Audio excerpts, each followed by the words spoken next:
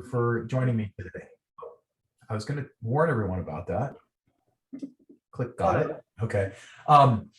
Today's clean air conversation is about alternative fuels and how many Brian Sheridans you can fit into a Zoom room.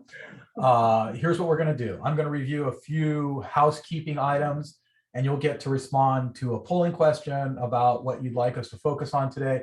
And then we'll hear from our moderator and panelists before turning it over to Coalition for Clean Air's Deputy Policy Director, Chris Chavez, and who will talk about some of our 2022 policy priorities and 2021 accomplishments.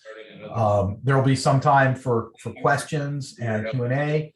So post your questions into the chat room, as long as they don't have to do with why you show up as Brian Sheridan.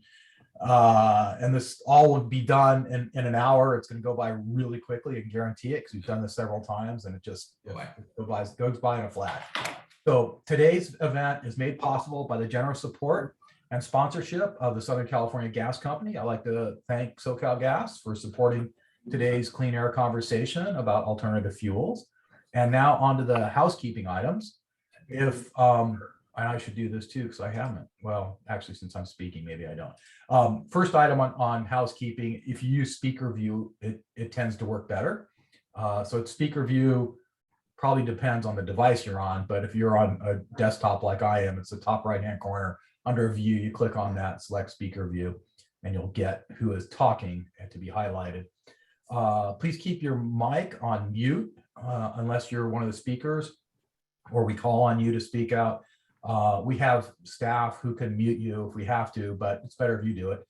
The format is one that allows you to unmute your mic, because that also allows you to chat, use the chat, and use the private messaging to people. Other Brian Sheridans are in the room with you.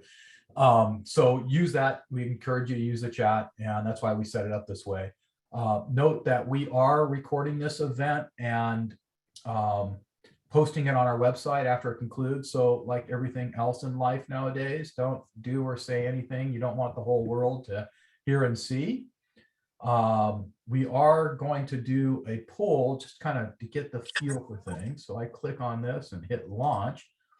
And will all the Brian Sheridans please respond? So the question is, what would you most like to hear about today from our panel of alternative fuel experts? Policy solutions and issues, funding, finance, and economics, or technology, infrastructure needs and developments, or trends and predictions, the crystal ball one last week. We've got 19, 20, 24 people, 27 people, 27 Brian Sheridans have responded, 31 Brian Sheridans have now responded. We have 102 people. That's pretty great turnout for this. 34 of you now done it. All the Brian Sheridans out there can rename themselves if they want. Yeah. I've renamed myself. Hi, Mario. I see you ended up as Brian Sheridan too. Hi, Brian. I'll be seeing you tomorrow morning for the State of the Port, 9 a.m. Port of Long Beach. Tell us, Mario Cordero will tell us all about what's going on at the Port of Long Beach. So, okay, we're starting to slow down here. Hey, Joe? Yes. Joe, just before we start, Mario Cordero, you happen to be one of the best people I know. And thank you for what you do in Long Beach. Thank you for what you've done for the United States. And Bruce Double D MacRae just showing you some love. Love you, brother. Thank you so much, Bruce and Joe. And I'm excited about this program. Thank you. Bruce has a bit of a Long Beach bias if you know him, but we will do an formal introduction of Bruce because he is one of the panelists.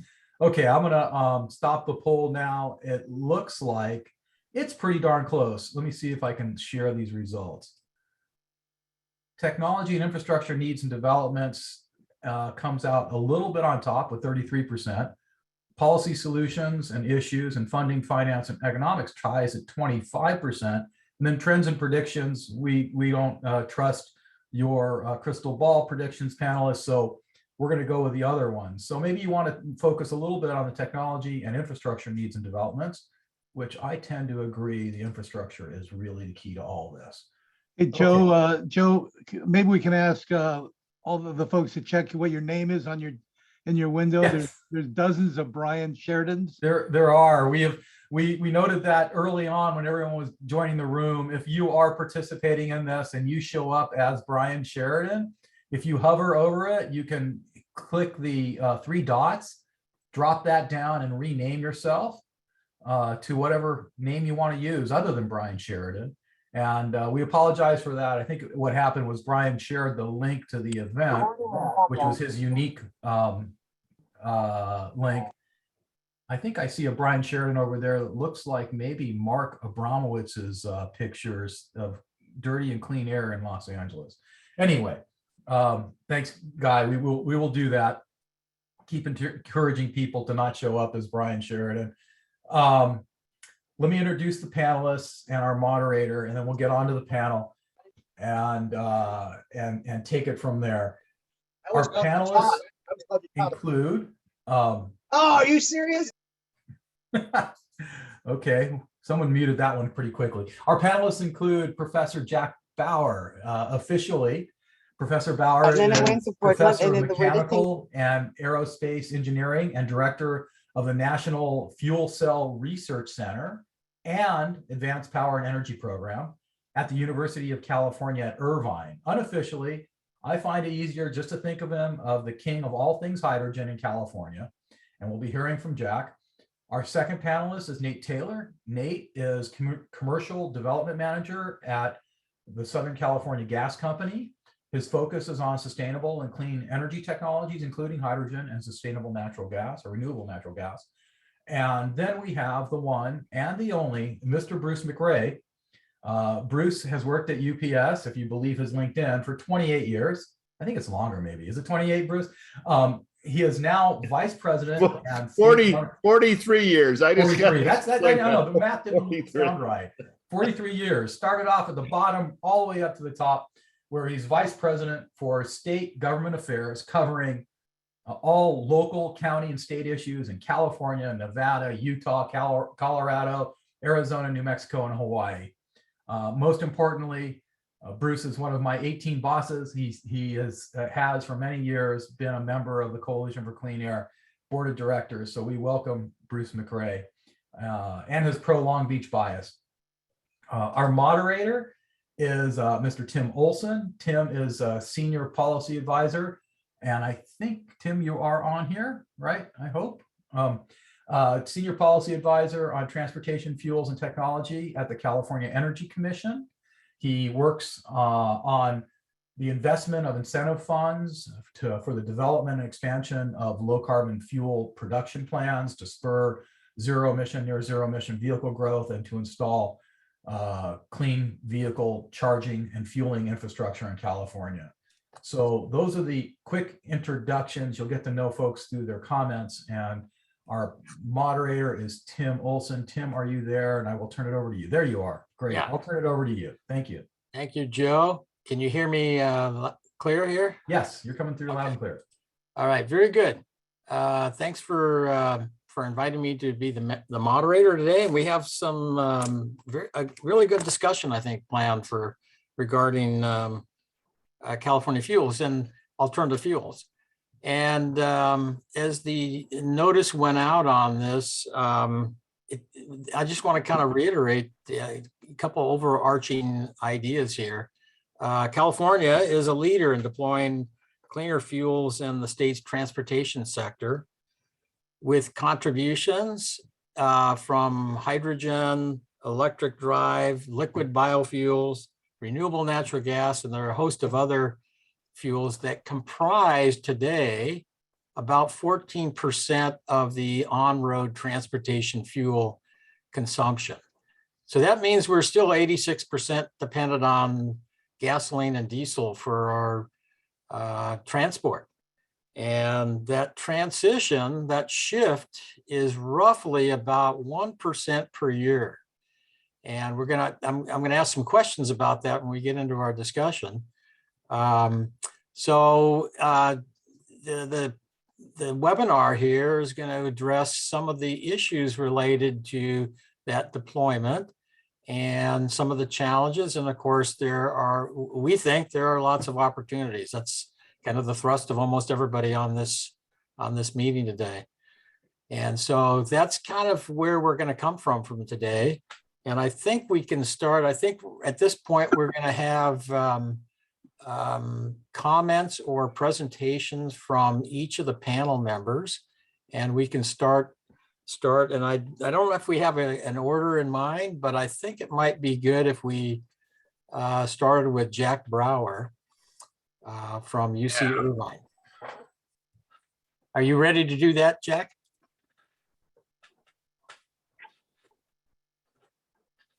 Indeed. Welcome, Jack. Took me a while to unmute and share my screen and everything, but so happy to be here today and want to talk about the role of alternative fuels in California's transportation future. And I'm going to focus it around a study that was accomplished not by me, but by me together with an awesome group. Chairman and supervisor board of the systems. An awesome group. Okay, so we have some feedback from someone here. An awesome group of scientists and engineers from all around the world that was organized by my colleague and friend, Steve Davis, also of UC Irvine. And we were trying to study how can we really achieve totally zero emissions in energy systems that can be applied to every end use. And it's only when you have to actually get to very high use of zero emissions technologies that you really do need alternative fuels. And this is one of the main diagrams from this study that we were fortunate to publish in Science. And it includes alternative fuels that you can see. And the most important one and most ubiquitous is hydrogen. And you can see that that hydrogen is made via electrolysis from renewable electricity here. You also see it from bioenergy, but you also see nuclear here, not likely in California, but all around the world. These kinds of zero greenhouse gas and criteria pollutant emitting sources can be used to make hydrogen. But it's not just hydrogen that is used as an alternative fuel, we believe. We believe there also will be synthetic hydrocarbons like this we show here that are made from that same hydrogen first, but then reacted with CO2 that comes from either biogenic or other carbon capture systems to make these hydrocarbons. Now, why do we need hydrocarbons? Because we need significant volumetric energy density that it can deliver for especially things like aviation and maybe even long distance shipping or trucking.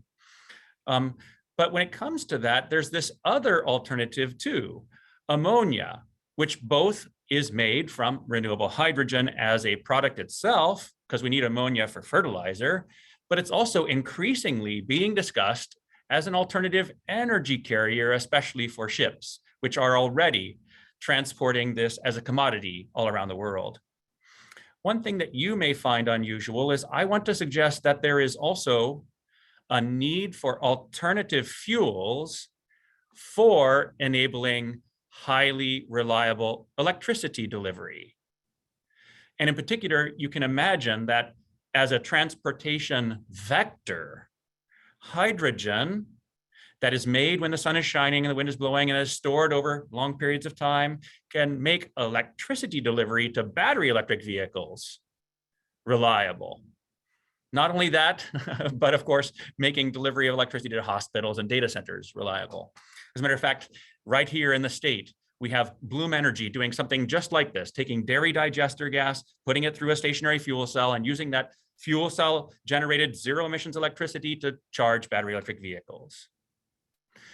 So I want to suggest that, hey, if you're starting from renewable electricity, it's always best to use it directly. And if there's any way that you can move your demand around to have it exactly match the time when sun and wind power are available, that's what you should do. Secondly, if you need storage, the most efficient way to store it is through batteries. Electrochemical battery energy storage systems are the most efficient storage systems. And this is why battery electric vehicles are extremely important to our zero emissions transportation future. And we should increasingly adopt more and more of these and also make sure that they charge when renewables are available. And it's not just these light duty vehicles, but also some heavy duty demands that can be electrified using batteries. I think especially of port operations and drayage operations as an example of where battery electric vehicles can have a major impact. But there are some applications for which the features of batteries are insufficient. And I want to suggest, especially in things like shipping or aviation or trains or long haul trucks, and in some cases also buses and other fleets. Why would batteries be insufficient? Well, because they weigh too much. A lightweight zero emissions fuel will be required for some of these. And it also has these features of rapid fueling, long range, and large payload. And there always will be a crossover point where the battery features are insufficient if you need a certain degree of rapid fueling, a certain degree of long range, or a certain degree of large payload. And to enable 100% renewable electric grid is always going to require a massive amount of storage and some long duration storage. I'm illustrating this with a simulation that we've made for 100% renewable electricity delivered to California. And the dynamics of the wind and the solar are included. The dynamics of the demand are included. And you can see that there are certain hours of the year in which you have deficits indicated by the red data, and certain hours of the year in which you have surpluses indicated by the blue data. And if you tried to store it with our traditional storage systems like pumped hydro, you'd have this amount, about 9 gigawatts of power, and you can deliver that for almost a month. People talk about using cars to store this. Well, cars could be used to store some of this, but it's actually a very small amount that the cars could store. Even if we transformed all of the cars to all 21 million of our light duty vehicles to battery electric vehicles and only used them for grid storage, it would have a lot of power, but hardly any energy. It's really only the alternative fuel of hydrogen that could be storing this massive scale of energy. And this is assuming that we simply convert our current gas storage facilities to store hydrogen. Almost 50 gigawatts of power for the electrolysis of hydrogen and pumping into these storage facilities, and almost 2 months worth of delivering that is available without building a new one, just transforming our current ones. So it is this massive and long duration seasonal storage that the alternative fuel of hydrogen must serve. Batteries won't be made at this big a scale, and they also suffer some self-discharge, which hydrogen doesn't, okay, which can enable this 100% renewable grid.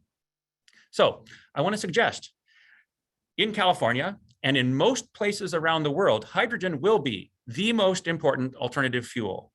It's important to enable a zero emissions electricity grid and for the features of rapid fueling, heavy payload, and long range. Thank you.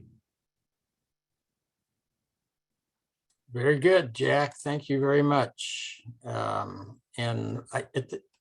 this point, I'd like to ask Bruce MacRae from UPS. Bruce, do you have a comment, an opening comment you'd like to make? And you know, you heard from Joe that UPS is a leader in introducing compressed natural gas and RNG into their fleets. And any initial opening comments, Bruce? You bet. I can talk for hours. So I'm a lobbyist, so you know you've got me for a while. And you know, we've been a part of electric grid since 1935 in Chicago and New York, and we had electric vehicles on the road. Our founders saw that as a need because of not just pollution, but just having a cleaner environment. Electricity is the way of the future. We have stated that. We are all hands-on regarding that. Hydrogen, another way of the future, except the expense of hydrogen. I cannot run a corporation when the expense of hydrogen is 12 times more than what the expense of diesel or an LNG, CNG is. That's something that I believe once that works out, we will see the reduction in the expense of hydrogen. We have two vehicles, two large eights that are working right now with Toyota and the EPA. UPS is the model, or we're the ones that are testing that fleet right now. And the price of one of those vehicles, I'll put it out to anybody. Anybody have a guess of that test vehicle, what it costs to build it? Tim, I'll throw it to you. What do you think it costs to build that? We have two vehicles, but each vehicle, what do you think it runs? 375,000, 450,000, somewhere in that range. Yeah, $8.2 million for one vehicle. $8.2 million for one hydrogen vehicle, electric vehicle. But that's what we have to put in. That's what the group has to put in to test them so we can reduce that and grow. Much like when electric vehicles first came out. Is it going to happen overnight? No, it is not going to happen overnight. Do we have enough electric vehicles on the streets right now? We're still testing them to make sure that they can work for a company like UPS. And I've been a part of Joe's team for a number of years, and we see eye to eye on many things and not eye to eye on other things. But it's all about the testing and getting the vehicles so UPS can test them to see if they do work. And that's what we're doing right now with Toyota and the EPA and a number of other groups that have paid those dollars to have that vehicle run and to see how it works. It's working great. I got to tell you, it's a wonderful vehicle. Our drivers absolutely love it. The South Coast AQMD absolutely loves it. And so do we. Is it a part of our future? Could be. Remember, we were the first company that developed electric vehicles and deployed them up in the Central Valley. And it was called EVI. And EVI gave us our package cars, 100% electric, and we were stoked. We did the infrastructure. It was wonderful, absolutely wonderful. The governor came out and gave us kudos. And 6 months later, what happened? EVI went bankrupt. And we were stuck with 110 vehicles, and many of them sit on the sides. Why? Because there's no one to fix them. The company went bankrupt that sold us them. So now we're working with another group, and we've ordered 10,000 new electric vehicles coming from Great Britain, but they're made here in the United States. And again, we're in the testing process. We've committed to sustainability. UPS has made that just, it's tantamount to being a successful company. And we hope every other company does the same thing. But I hope that answers that little question, because I can go right into my presentation. And I don't have a lot of PowerPoints, but I will tell you what we've done. We've gone to renewable natural gas, working with Southern California Glass, working with clean energies, renewable natural gas that would have been released into our atmosphere. And we're using that product right now. We're the largest single user of renewable natural gas in the state of California. Why? It's the right thing to do. And we're cleaning the environment because of it. 250 million gallons, I believe we've ordered. And I'm looking at Todd Campbell. I think that's about correct, right, sir? As you're dressed in a suit and you're making a lot of money. I'm kidding. I love Todd and clean energies, but I love South Coast, Southern California gas. We're all working together because of this. But when companies are mandated by a law stating you've got to be electric by this time, guess what, folks? The infrastructure is not there. I still have variables on my electric grid in places like Ontario, but Southern California Edison has been a rock star for us, and we're working through that. Tesla, we ordered 120 Tesla vehicles. The first company to order them was UPS. Do we have one? Anybody? Do I have one? No, I don't even have one. And when is it supposed to come out? Maybe 2023, maybe 2024. Very frustrating for a company that's willing, that puts their money forward to make that happen, and we still don't have them. But we're still testing other vehicles, other electric vehicles through some of the other manufacturers. But it's a testing stage. Remember, with renewable natural gas, I can fill those vehicles up throughout the state of California. I can keep those vehicles going 24/7. With an electric vehicle, I've got to have speed charging. And guess what? On a big rig, you're not going to have speed charging on a big rig, which means I don't have to buy one. I have to buy 3 of those for every one renewable natural gas vehicle. 3 just to keep them on the road. Frustrating for a company like UPS who wants to be proactive? Most definitely. But that's when I look at Joe and I look at the Coalition for Clean Air. I look for the groups that definitely respond to it and could put the pressure on the other manufacturers to make that happen. The state of California is pushing this. We're pushing sustainability, and we're going to be there with the state of California. But we're not the only state doing it now. Remember New York, New Jersey, the East Coast people want the same thing California has right now. Right, Kendall, you're right. But we're excited. I mean, I got to say, we're excited to continue this journey on because it's a journey. It's not an adventure. It's a journey, and we're going to get there. We believe in it, but we all have to work together, not issuing mandates and companies that have to be done by this time unless you have the infrastructure done, unless you have the vehicles that are ready to get on the road. Again, if they're building it, I'll buy it. If there's infrastructure there, I'll use it. But it's got to be a cost ratio too. Remember, I'm here to make money. I'm not the post office that gets money from the government and they can do whatever they want. My services have to be able to be compatible with the customers that use us.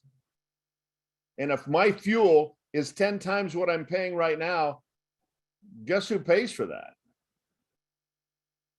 You're the customers. Are you willing to pay for that? So again, that's what we have to look at as a company as a whole. That's what we have to look at as a group that's on this call right now. Let's be realistic. If I'm using renewable natural gas right now and it works, well, shouldn't everybody be using renewable natural gas then? It works. We've proven it. Do we take a step or do we take leaps and say, no, everybody has to be electric? That's what I leave it to smarter minds than me, Tim, and Professor Jack. But again, you're going to have a company like UPS that's going to be thumbs up that we will be working with everybody to assure that we have a cleaner environment moving forward.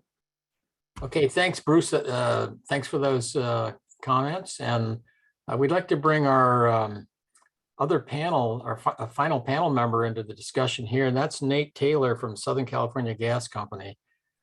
Nate, do you have any initial comments you want to make? And by the way, those, if you have questions, we're going to hold those for toward the end of this webinar. You can put them into the chat if you wanted to do that too. So Nate, are you prepared there to make a comment? Yeah, thanks, Tim. I'll try and be brief. I don't have any slides or anything, and I'll try and build a little bit off of what Dr. Brouwer and Bruce just mentioned. So I guess to start, the last year or so has actually been, it's marked a lot of progress for SoCalGas, I would say, on this front. Last year, we actually announced our Aspire 2045 goal, where by 2045, we're committed to meeting, zero carbon emissions in kind of alignment with California's goals. And that's across our business. Also, towards the end of last year, we published a clean fuel strategy white paper, which I think builds a lot actually on what Jack presented. We looked at a decarbonization kind of scenario analysis for how we get to carbon neutrality from where we are today. And we looked at a number of kind of bookend scenarios, looking at kind of a world with extreme electrification and no clean fuels, and a world with kind of minimal electrification and all clean fuels and some carbon management. And really what we found is that kind of a case somewhere in the middle, where you have a blend of all of those different technologies, is what's going to be most practical and reliable and affordable for the state. So I think to Jack's point, with his diagram, there are going to be a number of different technologies that all come together to solve different parts of this problem. And we need to make sure that we're pursuing all of these different things. The other things I wanted to mention real quick, just a few weeks ago, we actually got a proposed decision from the California Public Utilities Commission on a proceeding that's been opened in response to legislation from 2018, SB 1440, that will actually hopefully create a renewable gas portfolio kind of standard, similar to what exists on the electric side, where gas utilities will begin incorporating clean fuels into their portfolio, starting with biomethane. And we think that's a really important first step that we can build on to start incorporating other fuels like hydrogen, hopefully in the near future as well. The last thing I'll mention, I guess that's really kind of pertinent to this panel on transportation fuels is we're actively pursuing kind of a fleet transition ourselves to look at all of SoCal Gas's vehicles and incorporate both clean fuels and zero emission technologies. We have a number of partnerships that we're pursuing to try and develop hydrogen vehicles that meet our fleet's needs. And actually this week, I read an announcement that we've procured 50 Toyota Mirais for our fleet's use. So that's a big step in the direction of hydrogen. But I want to be clear that that is not to the exclusion of battery electric vehicles and other technologies. We're really interested in pursuing everything and looking at things that fit kind of the functional need within our fleet. The last thing that I'll say, and I think Bruce will probably appreciate this, is as we're thinking about our strategy to that fleet transition, one of the things that's been not necessarily a complicating factor, but it's been interesting to think about is, we have this tool today and we have a lot of CNG vehicles in our fleet that are running on renewable natural gas. And there are renewable natural gas pathways that are very, very low carbon, negative carbon intensities. And when you think about swapping those vehicles out with a battery electric vehicle that's charged from the grid, you could actually increase your GHG footprint in some cases. As Jack described, there are multiple pathways to produce energy and fuel vehicles. So the calculus becomes complicated, but it's not as straightforward as saying, hey, moving to a battery electric vehicle is a slam dunk and we should absolutely be replacing our CNG fleet with battery electric vehicles or hydrogen or any of the above. There's a complicated calculation. You really need to figure out what your priorities are as far as GHG reduction and what the practical needs are, for your fleet itself. So anyway, thanks, Tim. Hopefully that met the need. Very good. Thanks, Nate. So at this point, we have about 10 minutes where I'm going to ask some questions of the panel members. And then we'll go to the chat and open up for broader questions. And I guess one of the things to start with is we've got this kind of dichotomy of how to deploy these options in a way that addresses two big issues, and both of them are emissions. One is greenhouse gas emission reduction, and the other criteria pollutant, nitrogen oxide, particulate matter, any ozone forming elements that contribute to smog, and we've got this kind of issue where diesel fuel consumption is a big culprit particularly for particulate matter and some of the NOx. And so I guess one of the things, what I'm hearing from all of you is that there's room for multiple options to displace petroleum fuels. And we've had progress with vehicles, with the passenger vehicles. And in essence, we're still kind of in a startup for medium and heavy duty trucks in that sector. So a question might be something like, are there ways to deploy a mixture of these options, these non-petroleum options, in a way that addresses both of those, both criteria pollutants reduction and greenhouse gases? And it might be, what does it take to achieve the optimum deployment of all of these options, knowing that there's likely to be a mix, and there is today. And maybe a way to do that is, for each one of you panel members, what is your top recommendation on, and it could be not just to government, but just top recommendation on optimizing that deployment for one or more of the options. Let's start with, Nate, I'm going to start with you first. Sure, and I'll try and be quick because I'm very curious what the other panelists think as well. I think there are a couple of things that we can consider. Thinking about our experience in the CNG market and trying to really drive adoption for CNG vehicles and then ultra low NOx, CNG trucks. There's always kind of a question about, chicken and egg. Does the infrastructure come first? Do the vehicles come first? How do you get enough confidence in these technologies so that you can really drive adoption? I think it's probably a little bit of pursuing both. And, to my point earlier, I think we need to pursue, multiple fuels technologies as well at the same time. I do think that some of these vehicles, especially the medium and heavy duty zero emission vehicles, are still kind of in a pilot scale. And it's probably going to take a lot of active engagement from, agencies and entities that can provide, funding to help drive adoption and drive, field testing of equipment, alongside the deployment of initial infrastructure to make sure that the folks that operate these vehicles can be confident that, they're going to show up to work in the morning and they're going to be able to fuel their vehicle and actually go out and do the things that they need to do. I think it's going to be a little bit of everything at this stage. But I also think that we have an important near-term opportunity still to really leverage some of the technologies we have that are proven, that are cost-effective, like, renewable natural gas in ultra-low NOx, heavy-duty trucks, where that's applicable, and especially where we need to, where we are concerned with NOx emissions and PM emissions, in California, where we have severe non-attainment zones in the near term. So it's probably a little bit of both. There's different stages of maturity and kind of different applications depending on the vehicle class that's needed and sort of the state of the market. So. Okay, very good. And Jack, I'd like to hear your answer, and then Bruce after Jack. Yeah, from my perspective, we need all of these alternative fuels and technologies. And as Bruce was talking about, he was talking about, hey, we have this biogas that we must manage anyway in perpetuity.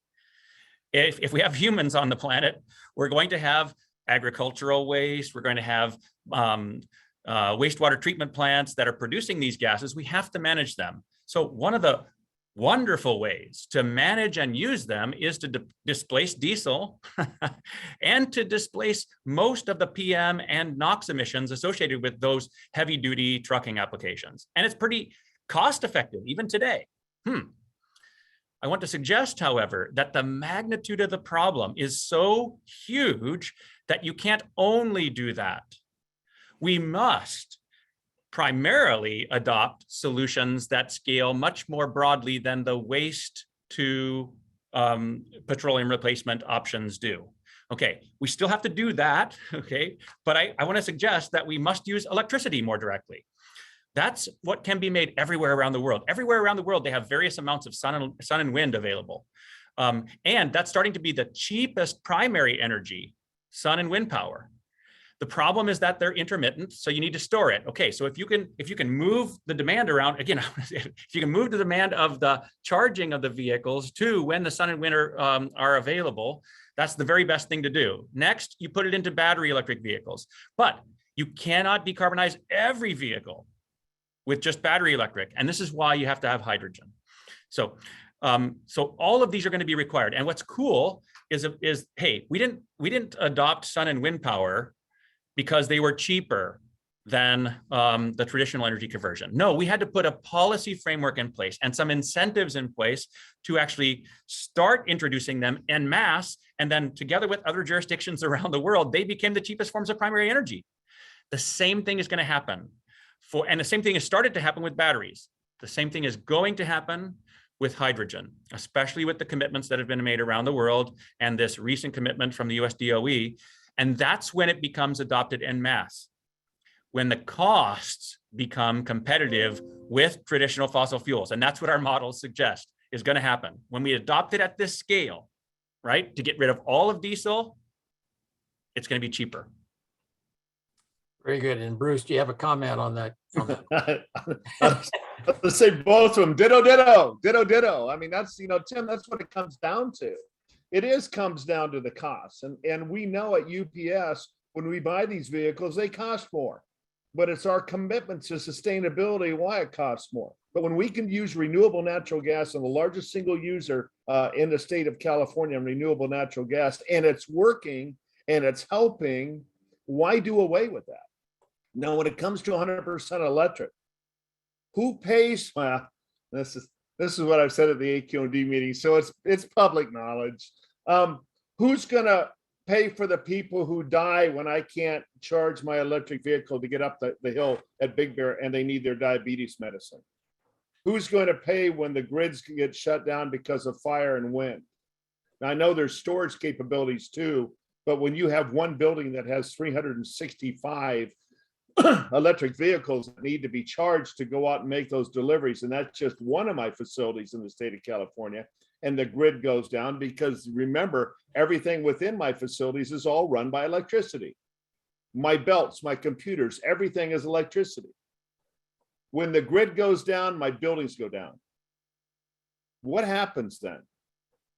And Jack, I agree with you hard. We're a rolling laboratory at UPS. Believe it or not, we were doing diesel hydraulic years ago that everybody was giving us thumbs up. When you put on the brakes, it was like a rubber band that would cause this pressure. And when you released it, it took you to 10 miles an hour before you had to put your foot on the gas, which meant what? No diesel particulates going out. It was just a clean burning diesel going forward. And people hate it when I say clean burning diesel, because folks, it has changed. I went to Catholic school. You know, I grew up in the 60s in Long Beach, where we had to have a cold cloth on our mouth. And H.C. Christian, I think you remember this too. When the inversion labor came down and you couldn't see across the street, and now you can see the mountains. And it's because of people like Joe and the Coalition for Clean Air and everybody on this group working for a common cause. So you've got to have a rolling laboratory, and we need more businesses and more trucking companies that are willing to do it. You can't have trucking companies out there that are still on diesel and they don't have one alternative fuel vehicle a part of their fleet. It's embarrassing. It's embarrassing when the dollars are out there to assure them that they can do it. It's embarrassing. So UPS will always be a flag bearer for a cleaner, more sustainable. But again, we're working. I'm looking at all the comments. You know, what does hydrogen have to be at? Make it comparable to diesel, folks. Woohoo! You know, if it's $2 a kg, you know, let's talk about it. But let's get the cost of those vehicles down so we can buy those vehicles. Yeah, I saw Joe Liu, you put a comment in the chat. Hey, if it was $3 or $4 at the pump, okay, a lot of people would adopt it. Absolutely. And this is why the major focus of the DOE Hydrogen Energy Earthshot is very much in line with it. We want to produce it at $1 for 1 kilogram within 1 decade. That doesn't mean price at the pump. That just means how much it costs to make it. And since hydrogen is a little more difficult to move around and to dispense in society, it's going to have a premium on it at when we first started. But I do think we're going to get to $3 at the pump. Jack, how is hydrogen made? I had a lot of questions. How is hydrogen made? So hydrogen can be made from biogas in steam methane reforming type plants. And that's the main way we're making hydrogen and delivering it to our fuel cell vehicles today. Okay. It's the cheapest way to actually make hydrogen today is through a steam methane reforming process. And we're using biogas primarily for that in California because we have a renewable requirement. Secondly, though, the most important way in the end to make hydrogen is to take renewable electricity, sun and wind power, and through an electrolyzer, convert water to hydrogen and oxygen. And this kind of way is going to be the most important way because sun and wind power are the most ubiquitous. It's available everywhere around the world. We have a ton of it here in the state of California, okay? We're already seeing curtailment. We're already seeing some challenges with PSPS events and wildfires and things like this. And it's the hydrogen vector. Take another way to electrify these end uses, okay? Starting with renewable electricity, but enabling steel, cement, ammonia, long-haul trucks, aviation, all of those to take renewable sun and wind power into their systems, okay? That's the main way that it's gonna be made. And Jack, I wonder if you could just also elaborate on another type of hydrogen production from a power to gas system.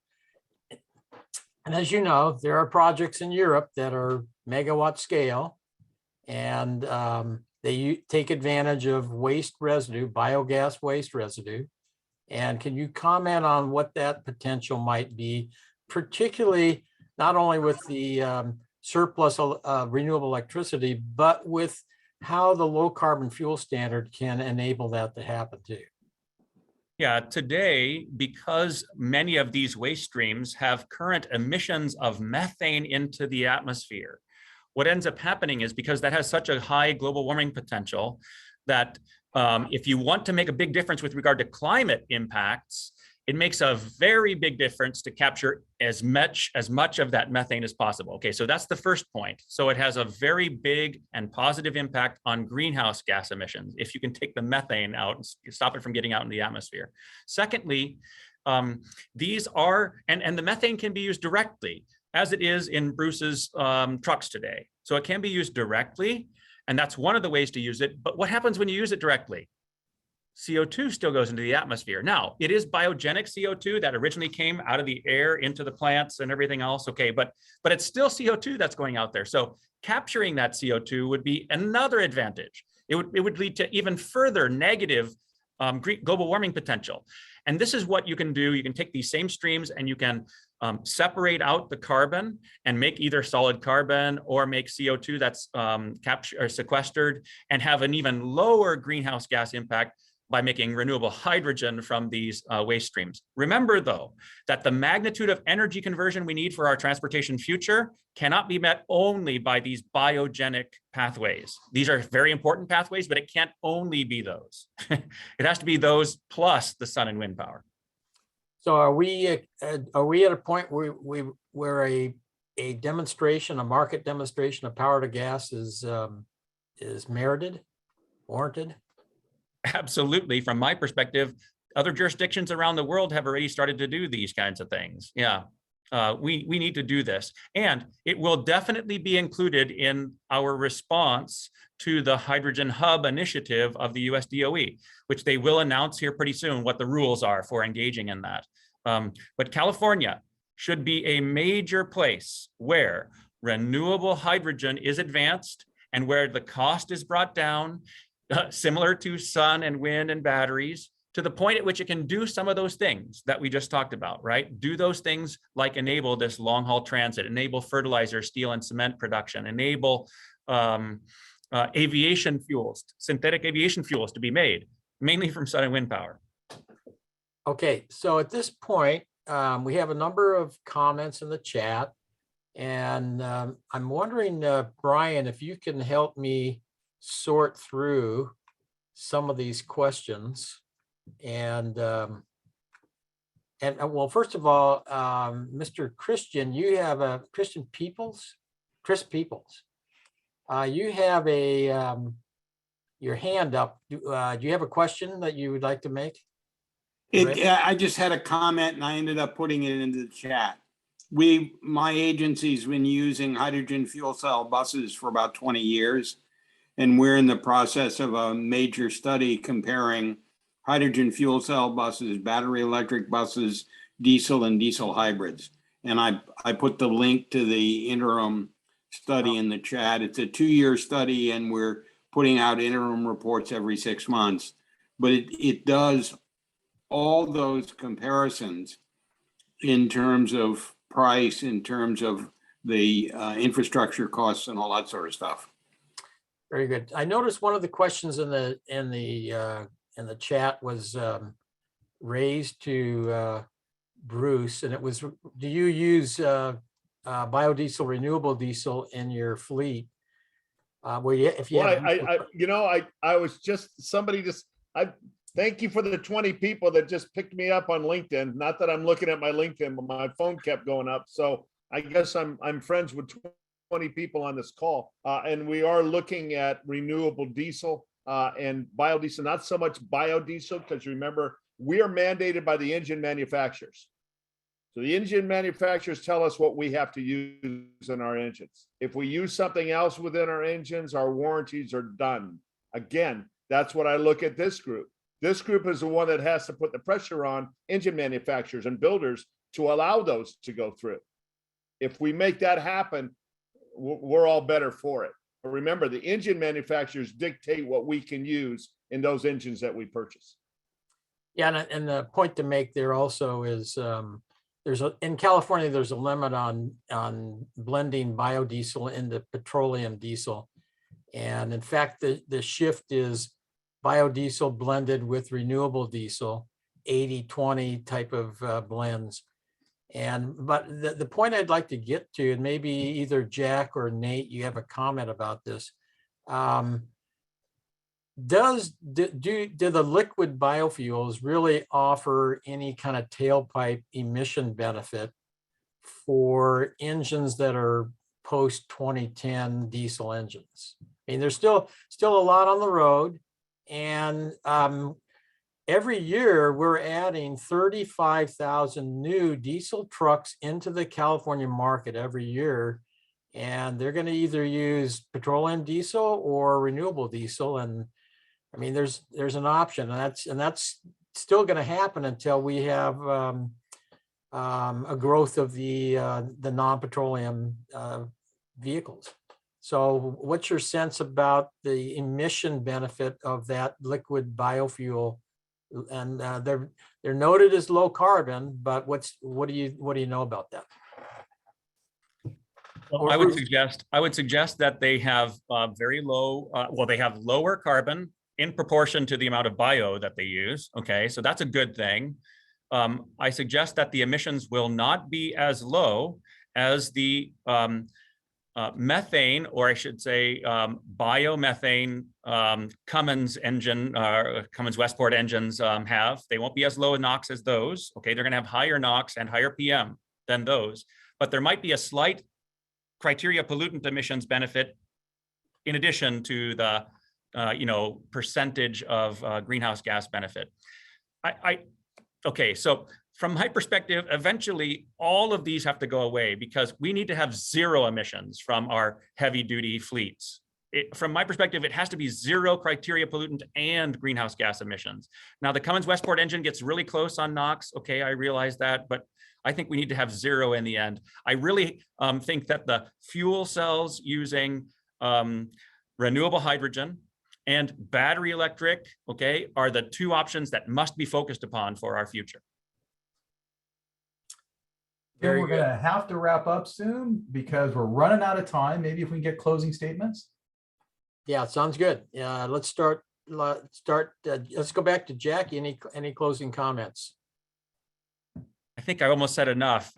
You guys know, but so again, let's focus on both criteria pollutants and greenhouse gases. These both must be limited going forward in our California policy framework and for our health and welfare in this state and around the world. Let's collaborate. Other jurisdictions, okay, have decided to invest in hydrogen as the next thing we need in addition to sun, wind, and batteries, okay? The next thing that we need to achieve zero emissions. And then its derivatives, which include these biofuels and these synthetic fuels that we make from hydrogen plus biogenic CO2 and these kinds of things. These are the things that we need to decarbonize everything in society. The rest of the world has figured this out, and I think we should join them in advancing these technologies. And Nate, any closing comments that you'd like to make? So I'll just say this has been a really awesome hour. I would be really happy to continue this conversation. I think it's a really important one.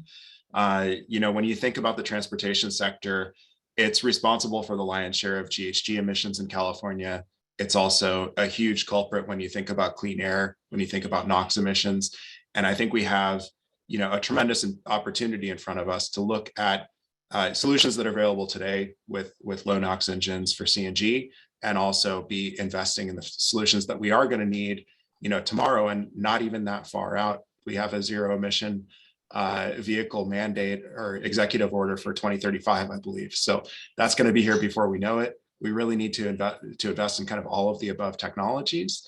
I know there was a question in the chat about diverting subsidies from fossil fuel to renewables. I think one of the best ways that we've done that has been through the LCFS program. I think that that's been a fantastic success story for a number of renewable fuels. RNG in particular, I'm most familiar with that. And, I actually looked at the numbers just a couple of days ago. They're from, mid-year 2021, but if you look at the CNG figures, I think something like 97% of the CNG in the marketplace in California is renewable today, and essentially 100% of the LNG is renewable. So it's been a really, really incredible success story there. I think continuing to, accelerate programs like that and expand those to be more meaningful in, hydrogen and other zero emission technologies to really kind of catalyze their adoption is going to be, a really important next step. So thank you all for the time and hope to continue the conversation. Very good. And Bruce, we're going to give you the last word on 25 words or less. That's about how much time. Keep the faith, have hope, and never give up. I think that's the most important. We are a company, and we're a world of multiple different engines and types. Jack, I love your passion for hydrogen and the electric. And in the future, my grandchildren, I think, will reap the rewards of that. Right now, we have renewable natural gas, LNG, things of that nature that will make this a cleaner environment now. But we can't lose hope for the future, and we have to keep our dreams alive. So I appreciate everybody. I love everybody. And this has been great. Hey, Josh, that was for you, babe. Josh Lafarga, that one was for you. Yeah, and Chris, are you got here you, Bruce. ready to jump in? Thanks, Josh. Yes. You got negative 15 seconds, I think. All right, I'll be quick. My name is Chris Chavez. I'm the Deputy Policy Director at Coalition for Clean Air. With some of the things happening in 2021 and 2022, this is real interesting and real important time in air quality. In 2021, we saw that CARB approved new rules to create a heavy-duty truck smog check program and beginning the transitioning of small off-road engines like leaf blowers to zero emissions. These are some of the biggest initiatives taken in decades at CARB. Will lead to thousands of saved lives. South Coast AQMD passed the warehouse indirect source rule and the refinery rule. These two protections, though not perfect, will lead to some of the largest emission reductions ever seen in Southern California. In San Joaquin Valley, we're going to begin the process of phasing out agricultural burning, a major source of particulate matter. And we've also seen, and I think appropriate for this discussion, at the state legislature and the federal level, historic amounts of public and private investment in clean transportation, including passenger vehicles, medium and heavy duty vehicles, as well as transit and shared mobility. A lot of work remains, though. California is still home to the dirtiest air in the nation. Multiple air basins are on track to fail meeting national and state air quality standards. So for 2022, our priorities include following up on last year's historic investments on clean transportation with further investments that prioritize equity, including both in terms of vehicle deployment and infrastructure, a state implementation plan that puts California on the course to healthy air that meets air quality standards, rules that drastically cut air and climate pollution from cars, trucks, and locomotives, including the Advanced Clean Cars rule at CARB, as well as the indirect source rules at the South Coast Air Quality Management District. And we're going to continue to advocate for reducing pollution from passenger vehicles, as well as pushing California's transportation agencies towards prioritizing the reduction of harmful emissions from traffic capacity expansion. So that's a brief summary of our work, and thank you very much for your time. Thanks, Chris, for getting through that so quickly. And I'm sorry if it had to be rushed, but the conversation, as I promised, went by really quickly. I want to thank again our sponsor. That wasn't UPS, that was actually FedEx at my door. My dog's barking at him. I think he loves all the UPS drivers, Bruce. He just barks at the FedEx ones. Thank our sponsor, Southern California Gas Company. Thank you to CCA staff that made this possible, Karen Volt Gardella, Chris Chavez, and all the many Brian Sheridans. I want to thank our panelists and our moderator, Jack Brouwer, Nate Taylor, Bruce MacRae, and Tim Olson. Also, the other CCA board members, in addition to Bruce, for joining us today, Josh Lafarga and Todd Campbell. Thank you so much for joining us. And tomorrow morning, 9 a.m., Mario Cordero, the state of the Port of Long Beach, going to fill us in on all that's going on there and all the efforts to clean up the air there. And we know we agree to disagree on some things at the Port of Long Beach, but we also agree on many, many things in terms of their leadership on trying to get us there and get us to attainment in clean air. Thank everyone for attending. I see a lot of friends out there I wasn't able to say hi to, and our boss and others, but thank you for coming. And we'll see you our next clean air conversation, which is going to be on transportation automation, I think, right, Brian? And may every breath you take be a breath of clean air, and stay safe and have a good day. Thank you, guys. Welcome.